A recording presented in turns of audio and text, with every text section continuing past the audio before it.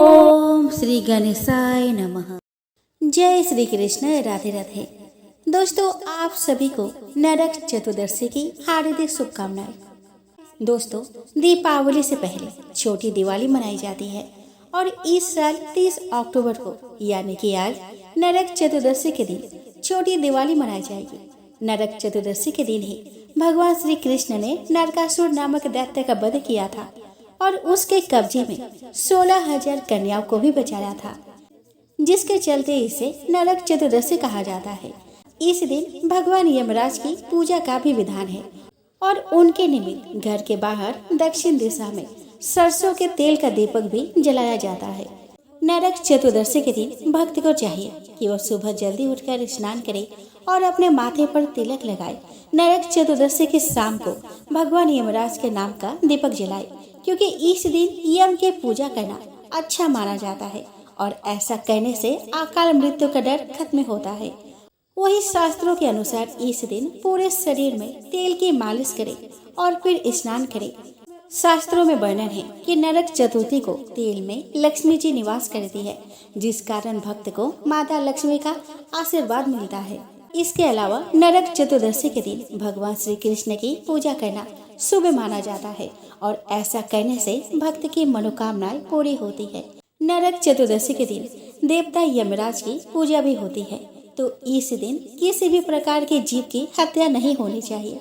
वही घर की दक्षिण दिशा में गंदा न रखे।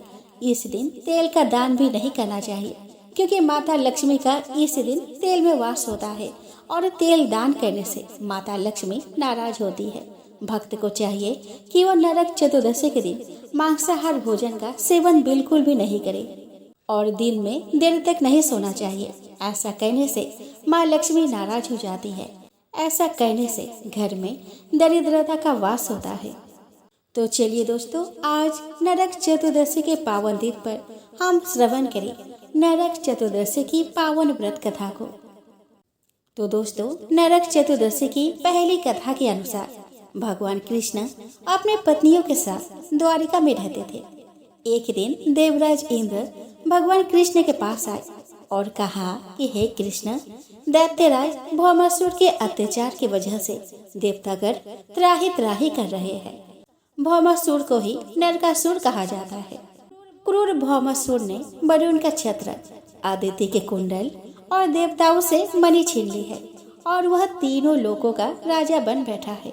भौमासुर ने पृथ्वी के कई राजाओं और आमजन की कन्याओं का भी हरण कर लिया है और उनको बंदी गृह में डाल दिया है। कृपया करके इन तीनों लोगों को उस क्रूर राक्षस से बचाइए।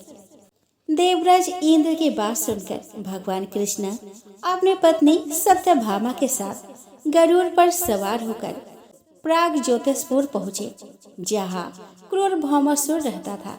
भगवान कृष्ण ने पहले अपनी पत्नी की मदद से मूर नामक दैत्य के साथ उसके 6 पुत्रों का वध कर दिया।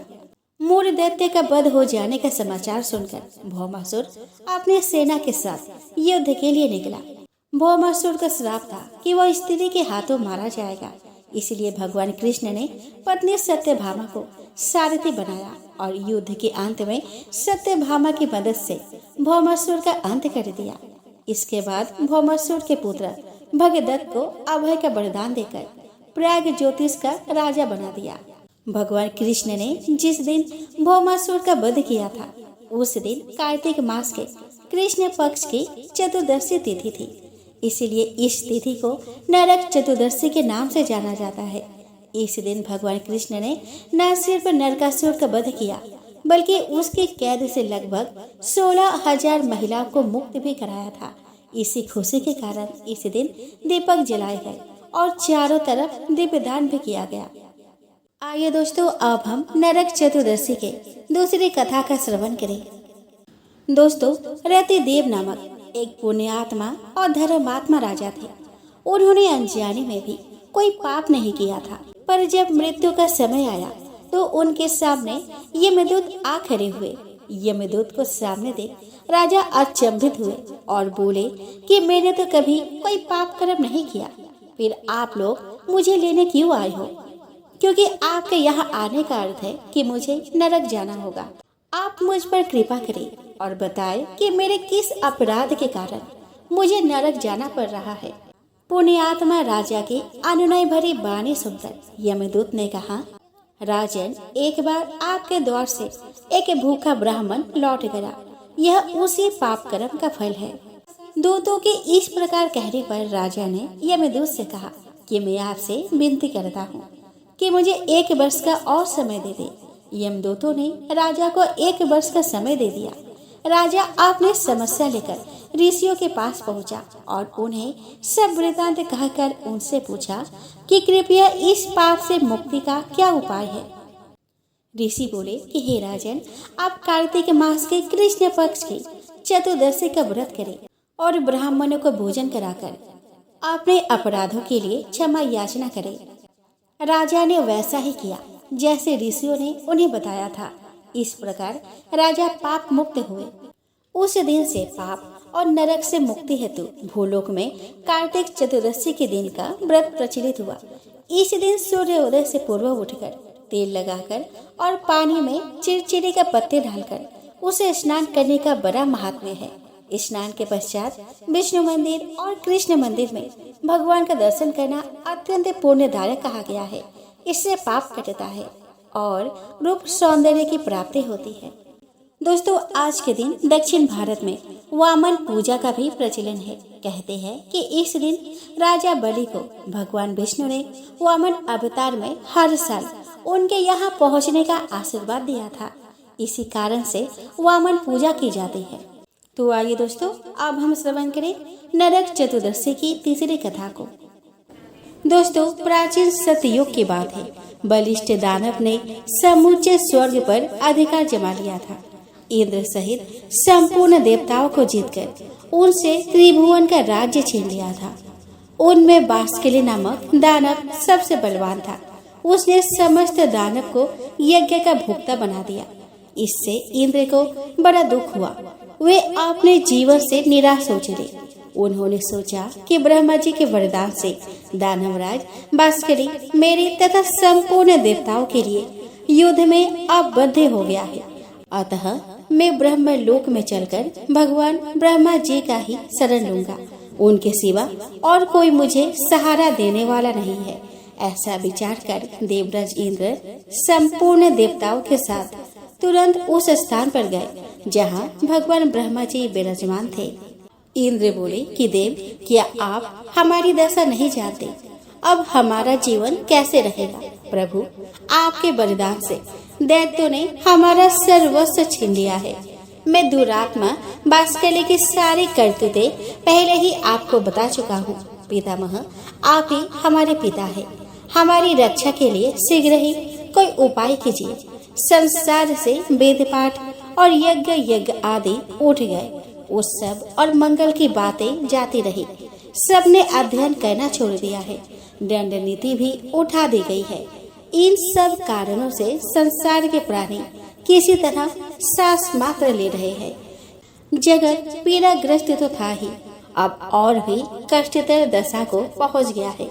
इतने समय में हम लोगों को बड़ी ग्लानि उठानी पड़ी है। ब्रह्मा जी बोले कि देवराज, मैं जानता हूँ बास्केली बड़ा नीच है और वरदान पाकर घमंड से भर गया है। यद्यपि तुम लोगों के लिए वह अजय है, तथापि मैं समझता हूँ भगवान श्री विष्णु उसे अवश्य ठीक कर देंगे। उस समय ब्रह्मा जी समाधि में स्थित हो गए। उनके चिंतन करने पर ध्यान मात्र से चतुर्भुज भगवान श्री विष्णु थोड़े ही समय में सबके देखते देखते वहां पर आ पहुँचे। भगवान श्री विष्णु बोले कि ब्राह्मण, इस ध्यान को छोड़ो। जिसके लिए तुम ध्यान करते हो वही मैं साक्षात तुम्हारे पास आ गया हूँ। ब्रह्मा जी ने कहा कि स्वामी ने यहाँ आकर मुझे दर्शन दिया, ये बहुत बड़ी कृपा है। जगत के लिए जगदीश्वर को जितनी चिंता है उतनी और किसको हो सकती है। मेरी उत्पत्ति भी आपने जगत के लिए ही की है, अतः उसके लिए भगवान का यह शुभागमन वास्तव में कोई आश्चर्य की बात नहीं है। प्रभु, विश्व के पालन का कार्य आपके ही अधीन है। इस इंद्र का राज्य बास्केली ने छीन लिया है। चराचर प्राणियों के सहित त्रिलोकी को अपने अधिकार में कर लिया है। कि सब अब आप ही सलाह देकर अपने इस सेवक की सहायता कीजिए।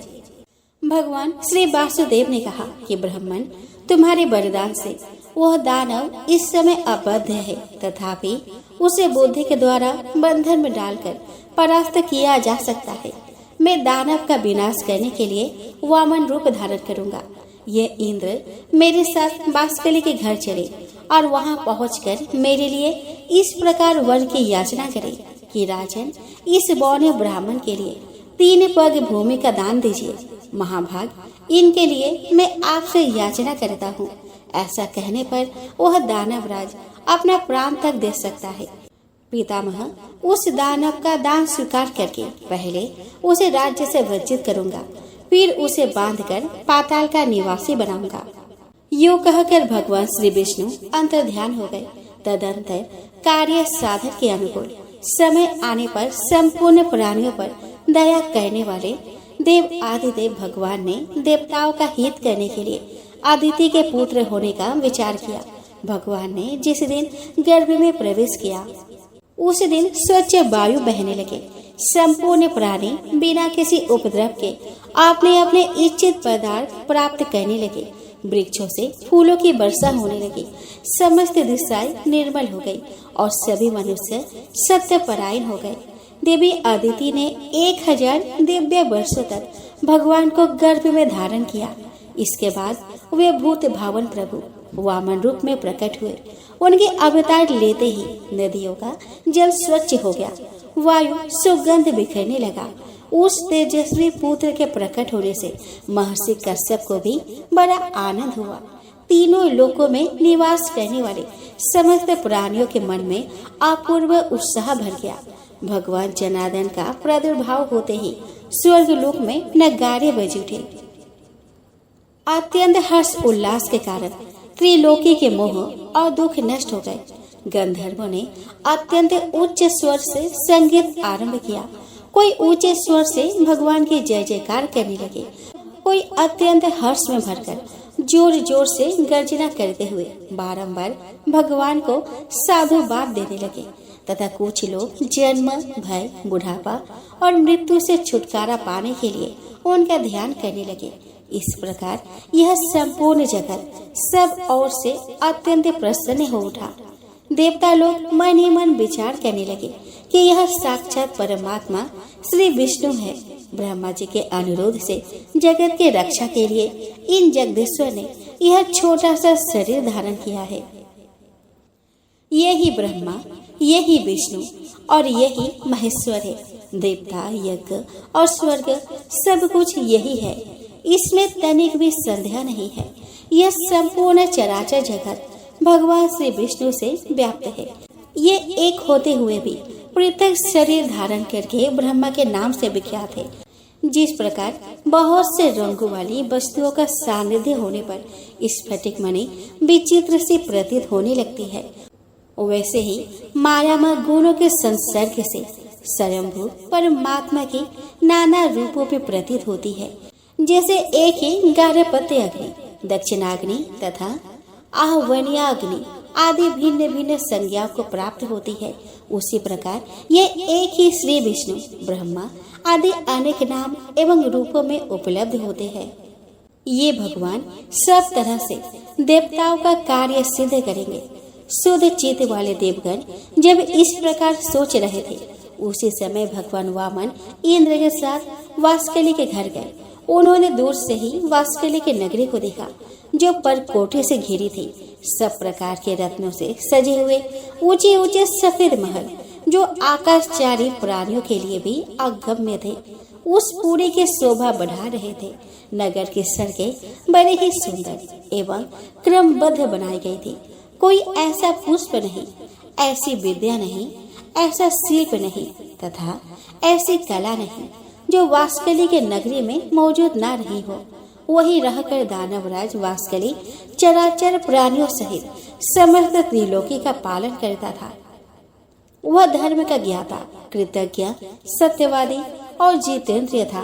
सभी प्राणी उससे सुगमता पूर्वक मिल सकते थे। न्याय अन्याय का निर्णय करने में उसकी बुद्धि बड़ी ही कुशल थी। वह ब्राह्मणों का भक्त, शरणागतों का रक्षक तथा दीन और अनाथों पर दया करने वाला था। मंत्र शक्ति, प्रभु शक्ति और उत्साह शक्ति, इन तीनों शक्तियों से वह संपन्न था। संधि, विग्रह, यान, आसन, द्वैधी भाव और समाश्रय, राजनीति के इन 6 गुणों का अवसर के अनुकूल उपयोग करने में उसका सदा उत्साह रहता था। वह सबसे मुस्कुराकर बात करता था। वेद और वेदांगों के तत्व का उसे पूर्ण ज्ञान था। वह यज्ञ का अनुष्ठान करने वाला, तपस्या परायण, उदार, सुशील, संयमी, प्राणियों की हिंसा से विरत, माननीय पुरुषों को आदर देने वाला, शुद्ध हृदय, प्रसन्न मुख, पूजनीय पुरुषों का पूजन करने वाला, संपूर्ण विषयों का ज्ञाता, दूरदर्शिनी, सौभाग्यशाली, देखने में सुंदर, अन्य का बहुत बड़ा संग्रह करने वाला, बड़ा धनी और बहुत बड़ा दानी था। वह धर्म, अर्थ और काम तीनों के साधन में संलग्न रहता था। वास्तविक त्रिलोकी का एक श्रेष्ठ पुरुष था। वह सदा अपने नगरी में रहता था।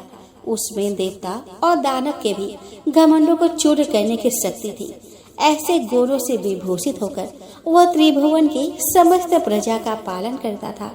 उस दानव राज के राज्य में कोई भी अधर्म होने नहीं पाता था। उसकी प्रजा में कोई भी ऐसा नहीं था जो दीन, रोगी, अल्पायु, दुखी, मूर्ख, कुरूप, दुर्भाग्यशाली और अपमानित हो। इंद्र को आते देख दानव ने जाकर राजा बाष्कली से कहा कि प्रभु, बड़े आश्चर्य की बात है कि आज इंद्र एक बौने ब्राह्मण के साथ अकेले ही आपके पुरी में आ रहे हैं। इस समय हमारे लिए जो कर्तव्य हो उसे शीघ्र बताइए। उनकी बात सुनकर बाष्कली ने कहा कि दानवों, इस नगर में देवराज को आदर के साथ ले आना चाहिए। वे आज हमारे पूजनीय अतिथि है। दानवराज बाष्कली दानव से ऐसा कहकर फिर स्वयं इंद्र से मिलने के लिए अकेला ही राजमहल से बाहर निकल पड़ा और अपने शोभा संपन्न नगरी के 7वीं डोरी पर जा पहुंचा। इतने में ही उधर से भगवान वामन और इंद्र भी आ पहुँचे। दानवराज ने बड़े प्रेम से उनकी ओर देखा और प्रणाम करके अपने को कृतार्थ माना। वह हर्ष में भरकर सोचने लगा कि मेरे समान धन्य दूसरा कोई नहीं है, क्योंकि आज मैं त्रिभुवन की राज लक्ष्मी से संपन्न होकर इंद्र को याचक के रूप में अपने घर पर आया दिखता हूँ। घर पर आए इंद्र को मैं अपने स्त्री, पुत्र, महल तथा अपने प्राण भी दे डालूंगा। फिर त्रिलोकी के राज्य की तो बात ही क्या है। यह सोचकर उसने सामने आ इंद्र को अंक में भरकर बड़े आदर के साथ गले लगाया और अपने राज्य भवन के भीतर ले जाकर अर्घ्य तथा आचमनीय आदि से उन दोनों का यत्न पूर्वक पूजन किया। इसके बाद बाष्कली बोला कि इंद्र, आज मैं आपको अपने घर पर स्वयं आया दिखता हूँ। इससे मेरा जन्म सफल हो गया, मेरे सभी मनोरथ पूर्ण हो गए। प्रभु, मेरे पास आपका किस प्रयोजन से आगमन हुआ, मुझे सारी बात बताइए। आपने यहाँ तक आने का कष्ट उठाया, इसे मैं बड़े आश्चर्य की बात समझता हूँ। इंद्र ने कहा कि बाष्कली, मैं जानता हूँ दानव वंश के श्रेष्ठ पुरुषों में तुम सबसे प्रधान हो। तुम्हारे पास मेरा आना कोई आश्चर्य की बात नहीं है। तुम्हारे घर पर आए हुए याचक कभी विमुख नहीं लौटे थे। तुम याचक के लिए कल्प वृक्ष हो। तुम्हारे समान दाता कोई नहीं है। तुम प्रभा में सूर्य के समान हो, गंभीरता में सागर के समानता करते हो। क्षमाशीलता के कारण तुम्हारी पृथ्वी के साथ तुलना की जाती है। यह ब्राह्मण देवता वामन कश्यप जी के उत्तम कुल में उत्पन्न है। इन्होंने मुझसे 3 पग भूमि के लिए याचना की है, किंतु बाष्कली, मेरा त्रिभुवन का राज्य तो तुमने पराक्रम करके छीन लिया है। अब मैं निराधार और निर्धन हूँ। इन्हें देने के लिए मेरे पास कोई भूमि नहीं है। इसीलिए तुमसे याचना करता हूँ कि याचक मैं नहीं, यह है। दानव श्रेष्ठ, यदि तुम्हें अभिष्ट हो तो इन वामन जी को 3 पग भूमि दे दो। बाष्कली ने कहा कि देवेंद्र, आप भले पधारे, आपका कल्याण हो। जरा अपनी ओर तो देखिए, आप ही सबके परम आश्रय है। पितामह ब्रह्मा जी त्रिभुवन की रक्षा का भार आपके ऊपर डालकर सुख से बैठे हैं और ध्यान धारणा से युक्त हो परम पद का चिंतन करते हैं। भगवान श्री विष्णु भी अनेकों संग्रामों में थककर जगत की चिंता छोड़ आपके ही भरोसे क्षीर सागर का आश्रय ले सुख की नींद सो रहे हैं। उमानाथ भगवान शंकर भी आपको ही सारा भार सौंपकर कैलाश पर्वत पर विहार करते हैं। मुझसे भिन्न बहुत से दानों को, जो बलवानों से भी बलवान थे, आपने अकेले ही मार गिराया। 12 आदित्य, 11 रुद्र, दोनों अश्विन कुमार, 8 वसु तथा सनातन देवता धर्म, यह सब लोग आपके ही बाहुबल का आश्रय ले स्वर्ग लोक में यज्ञ का भाग ग्रहण करते हैं। आपने उत्तम दक्षिणाओं से संपन्न 100 यज्ञों द्वारा भगवान का पूजन किया है। वृत्र और नमूची आपके ही हाथ से मारे गए हैं। आपने ही पाक नामक दैत्य का दमन किया है। सर्वसमर्थ भगवान विष्णु ने आपके ही आज्ञा से दैत्यराज हिरण्यकश्यप को अपने जांघ पर बैठाकर मार डाला था। आप ऐरावत के मस्तक पर बैठकर वज्र हाथ में लिए जब संग्राम भूमि में आते हैं, उस समय आपको देखते ही सब दानव भाग जाते हैं। पूर्व काल में आपने बड़े बड़े बलिष्ठ दानों पर विजय पाई है। देवराज, आप ऐसे प्रभावशाली हैं, आपके सामने मेरे क्या गिनती हो सकती है। आपने मेरा उद्धार करने की इच्छा से यह पदार्पण किया है। निस्संदेह मैं आपके आज्ञा का पालन करूंगा। मैं निश्चय पूर्वक कहता हूँ कि आपके लिए अपने प्राण भी दे दूंगा। देवेश्वर, आपने मुझसे इतनी सी भूमि की बात क्यों कही? यह स्त्री, पुत्र, गौरी तथा जो कुछ भी धन मेरे पास है, वह सब एवं त्रिलोकी का सारा राज्य इन ब्राह्मण देवता को दे दीजिए। यह स्त्री, पुत्र, गौरी और जो कुछ भी धन मेरे पास है, वह सब एवं त्रिलोकी का सारा राज्य इन ब्राह्मण देवता को दे दीजिए। आप ऐसा करके मुझ पर तथा मेरे पूर्वजों पर कृपा करेंगे, इसमें तनिक भी संशय नहीं है, क्योंकि भावी प्रजा कहेंगे कि पूर्व काल में राजा वास्कली ने अपने घर पर आए हुए इंद्र को त्रिलोकी का राज्य दे दिया था। आप ही की दूसरा भी कोई याचक यदि मेरे पास आए तो वह सदा ही मुझे अत्यंत प्रिय होगा।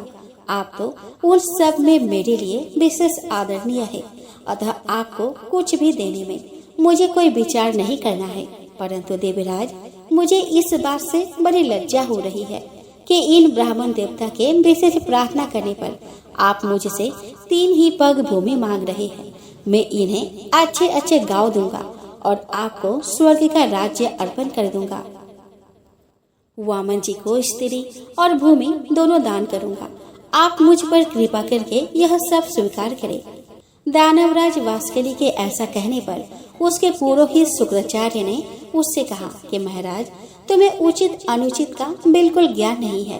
किसको कब क्या देना चाहिए, इस बात से तुम अनभिज्ञ हो। अतः मंत्रियों के साथ भली भांति विचार करके युक्त का निर्णय करने के पश्चात तुम्हें कोई कार्य करना चाहिए। तुमने इंद्र सहित देवताओं को जीतकर त्रिलोकी का राज्य प्राप्त किया है। अपने वचन को पूरा करते ही तुम बंधन में पड़ जाओगे। राजन, ये जो वामन है, इन्हें साक्षात सनातन विष्णु ही समझो। इनके लिए तुम्हें कुछ नहीं देना चाहिए, क्योंकि इन्होंने ही तो पहले तुम्हारे वंश का उच्छेद कराया है और आगे भी कराएंगे। इन्होंने माया से दानव को परास्त किया है और माया से ही इस समय बौने ब्राह्मण का रूप बनाकर तुम्हें दर्शन दिया है। अतः आप बहुत कहने की आवश्यकता नहीं है। इन्हें कुछ ना दो, 3 पग तो बहुत है। मक्खी के पैर के बराबर भी भूमि देना ना स्वीकार करो। यदि मेरी बात नहीं मानोगे तो शीघ्र ही तुम्हारा नाश हो जाएगा। यह मैं तुम्हें सच्ची बात कह रहा हूँ। वास्कली ने कहा कि गुरुदेव, मेरे धर्म की इच्छा से इन्हें सब कुछ देने की प्रतिज्ञा कर ली है। प्रतिज्ञा का पालन अवश्य करना चाहिए। यह सत पुरुषों का सनातन धर्म है। यदि ये भगवान विष्णु है और मुझसे दान लेकर देवताओं को समृद्धशाली बनाना चाहते हैं, तब तो मेरे समान धन्य दूसरा कोई नहीं होगा। ध्यान परायण योगी निरंतर ध्यान करते रहने पर भी जिनका दर्शन जल्दी नहीं पाते, उन्होंने ही यदि मुझे दर्शन दिया है, तब तो इन देवेश्वर ने मुझे और भी धन्य बना दिया। जो लोग हाथ में कोस और जल लेकर दान देते हैं, वे भी मेरे दान से सनातन परमात्मा भगवान विष्णु प्रसन्न हो। इस वचन के कहने पर मोक्ष के भागी होते हैं। इस कार्य को निश्चित रूप से करने के लिए मेरा जो दृढ़ संकल्प हुआ है, उसमें आपका उपदेश ही कारण है। बचपन में आपने एक बार उपदेश दिया था, जिसे मैंने अच्छी तरह अपने हृदय में धारण कर लिया था। वह उपदेश इस प्रकार था कि शत्रु भी यदि घर पर आ जाए तो उसके लिए कोई वस्तु आदेय नहीं है, उसे कुछ भी देने से इनकार नहीं करना चाहिए। गुरुदेव, यही सोचकर मैंने इंद्र के लिए स्वर्ग का राज्य और वामन जी के लिए अपने प्राण तक दे देने यही सोचकर मैंने इंद्र के लिए स्वर्ग का राज्य और वामन जी के लिए अपने प्राण तक दे डालने का निश्चय कर लिया है। जिस दान के देने में कुछ भी कष्ट नहीं होता, ऐसा दान तो संसार में सभी लोग देते हैं। यह सुनकर गुरुजी ने लज्जा से अपना मुंह नीचा कर लिया। तो वास्कली ने इंद्र से कहा कि देव, आपके मांगने पर मैं सारी पृथ्वी दे सकता हूँ। यदि इन्हें 3 ही पग भूमि देनी पड़ी तो यह मेरे लिए लज्जा की बात होगी। इंद्र ने कहा कि दानवराज, तुम्हारा कहना सत्य है, किंतु इन ब्राह्मण देवता ने मुझसे 3 ही पग भूमि की याचना की है। इनको इतने ही भूमि की आवश्यकता है। मैंने भी इन्हीं के लिए तुमसे याचना की है, अतः इन्हें यही वर प्रदान करो। बांसकली ने कहा कि देवराज, आप वामन को मेरी ओर से 3 पग भूमि दे दीजिए और आप भी चिरकाल तक वहां सुख से निवास कीजिए। यह कहकर वास्कली ने हाथ में जल ली। साक्षात श्री हरि मुझ पर प्रसन्न हो, ऐसा कहते हुए वामन जी को 3 पग भूमि दे दी। दानवराज के दान करते ही श्री हरि ने वामन रूप त्याग दिया और देवताओं के हित करने की इच्छा से संपूर्ण लोकों को नाप लिया। यह यज्ञ पर्वत पर पहुंचकर उत्तर की ओर मुंह करके खड़े हो गए। उस समय दानव लोग भगवान के बाई चरण के नीचे आ गया। तब जगदीश्वर ने पहला पग सूर्य लोक में रखा और दूसरा ध्रुव लोक में। फिर अद्भुत कर्म करने वाले भगवान ने तीसरे पग से ब्रह्मांड पर आघात किया। उनके अंगूठे के अग्रभाग से लगकर ब्रह्मांड कटहा फूट गया, जिससे बहुत सा जल बाहर निकला। उसे ही भगवान विष्णु के चरणों से प्रकट होने वाली वैष्णवी नदी गंगा कहते हैं। गंगा जी अनेक कारणवश भगवान श्री विष्णु के चरणों से प्रकट हुई है। उनके द्वारा चराचर प्राणियों सहित समस्त त्रिलोकी व्याप्त है। तत्पश्चात भगवान श्री वामन ने वास्कली से कहा कि मेरे 3 पग पूर्ण करो। वास्कली ने कहा कि भगवान, आपने पूर्व काल में जितनी बड़ी पृथ्वी बनाई थी, उसमें से मैंने कुछ भी छिपाया नहीं है। पृथ्वी छोटी है और आप महान हैं। मुझ में सृष्टि उत्पन्न करने की शक्ति नहीं है, जिससे कि दूसरी पृथ्वी बनाकर आपके 3 पग पूर्ण करूं। देव, आप जैसे प्रभु की इच्छा शक्ति ही मनोवांछित कार्य करने में समर्थ होती है। सत्यवादी वास्कली को निरुत्तर जानकर भगवान श्री विष्णु बोले कि दानवराज, बोलो, मैं तुम्हारी कौन सी इच्छा पूर्ण करूं? तुम्हारा दिया हुआ संकल्प का जल मेरे हाथ में आ रहा है, इसीलिए तुम वर पाने के योग्य हो, वरदान के उत्तम पात्र हो। तुम्हें जिस वस्तु की इच्छा हो मांगो, मैं उसे दूंगा। बांसकली ने कहा कि देवेश्वर, मैं आपकी भक्ति चाहता हूँ। मेरी मृत्यु भी आपके ही हाथ से हो, जिससे मुझे आपके परम धाम श्वेतद्वीप की प्राप्ति हो, जो तपस्वियों के लिए भी दुर्लभ है। वास्कली के ऐसा कहने पर भगवान श्री विष्णु ने कहा कि तुम 1 कल्प तक ठहरे रहो। जिस समय वराह रूप धारण करके मैं रसातल में प्रवेश करूंगा, उसी समय तुम्हारा वध करूंगा। इससे तुम मेरे रूप में लीन हो जाओगे। भगवान के ऐसे वचन सुनकर वह दानव उनके सामने से चला गया। भगवान भी उससे त्रिलोकी का राज्य छीनकर अंतर्ध्यान हो गए। बांसकली पाताल लोक का निवासी होकर सुख पूर्वक रहने लगा। बुद्धिमान इंद्र तीनों लोकों का पालन करने लगे।